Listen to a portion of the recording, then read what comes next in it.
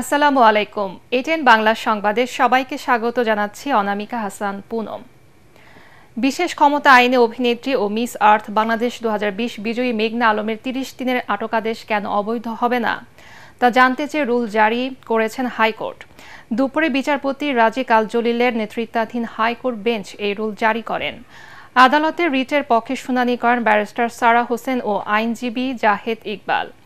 এর আগে বিশেষ ক্ষমতা আইনে অভিনেত্রী মেঘনা আলমের আটকাদেশের বৈধতা চ্যালেঞ্জ করে সকালে হাইকোর্টে রিট করেন তার বাবা। গত 10 এপ্রিল মেঘনা আলমকে বিশেষ ক্ষমতা আইনে 30 দিনের জন্য কারাগারে রাখার আদেশ দেন আদালত। গোয়েন্দা পুলিশের আবেদনের পরিপ্রেক্ষিতে ঢাকা মেট্রোপলিটন ম্যাজিস্ট্রেট সেফাতুল্লাহ এই আদেশ দেন। পরে মেঘনা আলমকে কাশিমপুর কারাগারে পাঠানো হয়।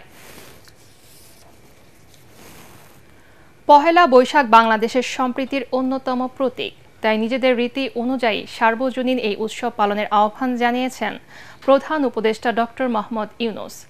বাংলাদেশ বুদ্ধিস্ট ফেডারেশনের আন্তর্জাতিক বৌদ্ধ বিহারের সম্প্রীতি ভবন উদ্বোধনের সময় এই আহ্বান জানান তিনি। প্রধান উপদেষ্টা বলেন, নানা ধর্ম রীতিনীতির মধ্যেও সবাই এক পরিবারের সদস্য।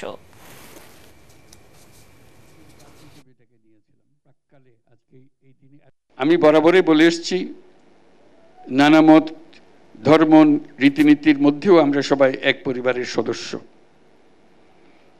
এদেশের হিন্দু, মুসলমান, বৌদ্ধ, খ্রিস্টান, পাহাড় ও সমতলের বিভিন্ন সম্প্রদায় ও জনগোষ্ঠী সব মিলিয়ে এদেশের মানুষের বিচিত্র ভাষা, সংস্কৃতি, ঐতিহ্য।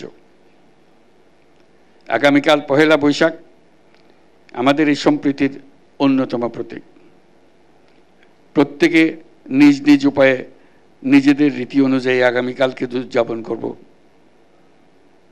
আমরা সবাই সার্বজনীন এই উৎসবে অংশ নেব। কাল বাংলা পঞ্জিকায় যোগ হচ্ছে নতুন আরেকটি বছর 1432। বাংলা নববর্ষ উদযাপনে প্রস্তুত গোটা দেশ। বর্ষবরণের বর্ণাঢ্য আয়োজনে কোনো নিরাপত্তা ঝুঁকি নেই বলে দাবি করেছেন ডিএমপি কমিশনার। নিরাপত্তা নিশ্চিতে মোতায়েন থাকছে 18,000 পুলিশ সদস্য। ঢাকা বিশ্ববিদ্যালয়ের চারুকলায় স্বৈরাচারী মোটিফ পোড়ানোর ঘটনায় জড়িতদের আগামীকালের মধ্যে গ্রেফতারের আশ্বাস দিয়েছেন তিনি। এর আগে রমনার বটমূলে ছায়ানটের আয়োজন দেখে র্যাব মহাপরিচালক জানান, আগের যে কোনো বারের তুলনায় এবার নির্বিঘ্নে বৈশাখ উদযাপন করবে দেশবাসী। ঝুঁকি নাই, আমরা তো ব্যাপক 18,000 আমরা 18,000 নিরাপত্তা কর্মী পুলিশ অফিসার নিয়ে করতেছি। সাথে র্যাব আছে, বাংলাদেশ আর্মি আছে, এটিইউ আছে এবং অন্যান্য গোয়েন্দা সংস্থাও আমাদেরকে সাহায্য করতেছে। এখানে নিরাপত্তা দায়িত্বে যারা ছিলেন তাদের যদি কোনো প্রকার কোনো ত্রুটি বিচ্যুতি থেকে থাকে অবশ্যই সে বিষয়ে তদন্ত করে প্রয়োজনীয় ব্যবস্থা নেওয়া হবে। এদিকে পুরনো বছরকে বিদায় জানিয়ে নানা আয়োজনে পালিত হচ্ছে চৈত্র সংক্রান্তি। এই উপলক্ষে রাজধানীর পুরনো ঢাকায় পৃথিবী হোক শান্তির নীড় শিরোনামে যৌথভাবে একটি র্যালি বের করে বাংলাদেশ ঘুড়ি ফেডারেশন ও মার্স ল্যাবরেটরি স্কুল।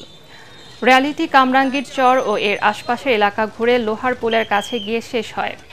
আয়োজকরা বলেন, ঘুড়ি উড়ানোর মধ্য দিয়ে ঐতিহ্যবাহী এই দিনটি পালনের কথা থাকলেও খোলা জায়গার অভাবে তারা প্রতীকী ঘুড়ি র্যালির আয়োজন করেছে। এ সময় রাজধানীর মাঠ ও খোলা স্থানগুলো সংরক্ষণের পাশাপাশি বুড়িগঙ্গা নদী রক্ষার দাবি জানান তারা। রাজকের প্লট বরাদ্দে দুর্নীতির অভিযোগে দুদকের করা মামলায় শেখ হাসিনা, শেখ রেহেনা ও তার 2 মেয়ে ও ছেলেসহ 53 জনের বিরুদ্ধে গ্রেফতারি পরোয়ানা জারি করেছেন আদালত। সকালে ঢাকার মেট্রোপলিটন সিনিয়র স্পেশাল জজ জাকির হোসেন গালিবের আদালত দুদকের দেওয়া চার্জশিট আমলে নিয়ে এই পরোয়ানা জারি করেন। এর আগে পূর্বাচলে প্লট জালিয়াতির মামলায় গত বৃহস্পতিবার সাবেক প্রধানমন্ত্রী শেখ হাসিনা, তার মেয়ে সাইমা ওয়াজেদ পুতুল সহ 18 জনের বিরুদ্ধে গ্রেফতারি পরোয়ানা জারি করেন আদালত। পূর্বাচলে 60 কাঠা প্লট বরাদ্দ নেওয়ার প্রমাণ পাওয়ায় ক্ষমতাচ্যুত সাবেক প্রধানমন্ত্রী শেখ হাসিনা ও তার বোন শেখ রেহেনার পরিবারের সদস্য সাবেক প্রতিমন্ত্রী শরীফ আহমেদ, প্রধানমন্ত্রীর সাবেক একান্ত সচিব সালাউদ্দিন এবং জাতীয় গৃহায়ন ও গণপূর্ত মন্ত্রণালয়ের 14 কর্মকর্তার বিরুদ্ধে পৃথক 8টি অভিযোগপত্র বা চার্জশিট দাখিল করে দুদক। আগামী বাজেটে কর কাঠামোয় বৈষম্য থাকবে না বলে জানিয়েছেন এনবিআর চেয়ারম্যান আব্দুর রহমান খান। রাজধানীর একটি হোটেলে Dhaka chamber of commerce and industries আয়োজিত প্রাক বাজেট আলোচনায় তিনি বলেন, অন্যান্য দেশের সাথে মিলিয়ে দেশের কর হার সমন্বয় করা হবে। এ সময় ব্যবসায়ীরা এনবিআর অটোমেশনের পাশাপাশি রাজস্ব জটিলতা নিরসন ও কর হার কমানোর দাবি জানান। তবে এনবিআর চেয়ারম্যান জানান, কর্পোরেট ও ব্যক্তিগত ট্যাক্স নতুন করে কমানোর সুযোগ নেই। অনুষ্ঠানে বিনিয়োগ বান্ধব কর ব্যবস্থার দাবি জানান বিএনপি নেতা আমির খুসরু মাহমুদ চৌধুরী। এই সময় ব্যবসায়ীদের সরকারকে মিথ্যা তথ্য দেয়া বন্ধ করার আহ্বান জানান এফবিসিসিআইয়ের সাবেক সভাপতি আব্দুল আওয়াল মিন্টু। আমাদের সেই 1 কোটি 14 লাখ ট্যাক্স পেয়ারের মধ্যে মাত্র 45 লাখের মতো রিটার্ন দেয়। এর মধ্যে 2/3 রিটার্ন দেয় জিরো রিটার্ন, যাদের কোনো ইনকাম, ট্যাক্সেবল ইনকাম নাই। আবার 45 লাখ রিটার্ন দেয়, 80 লাখ রিটার্ন দেয় না। যারা রিটার্ন দেয় না তাদেরকে আমরা ওইভাবে অ্যাডমিনিস্ট্রেট করতে পারি না। এগুলো হলো আমাদের অ্যাডমিনিস্ট্রেটিভ কম্পিটেন্সের ব্যর্থতা। আমরা কিন্তু ইনভেস্টমেন্ট, যে third option is the investment ছাড়া আমরা যত এখানে আলাপ করছি, এই ট্যাক্স জিডিপি গ্রোথের যে কথা বলছি, এটা কোনোটাই কাজে আসবে না। আমরা এমন একটা বাজেট চাই যেটা অর্থনৈতিক কার্যকলাপ বৃদ্ধি করবে। পরবর্তী সংবাদ দেখার আমন্ত্রণ জানিয়ে এখনকার মতো শেষ করছি। ATN বাংলা সংবাদ ইউটিউবে দেখতে ব্রাউজ করুন youtube/ATN বাংলা নিউজ। ধন্যবাদ সবাইকে।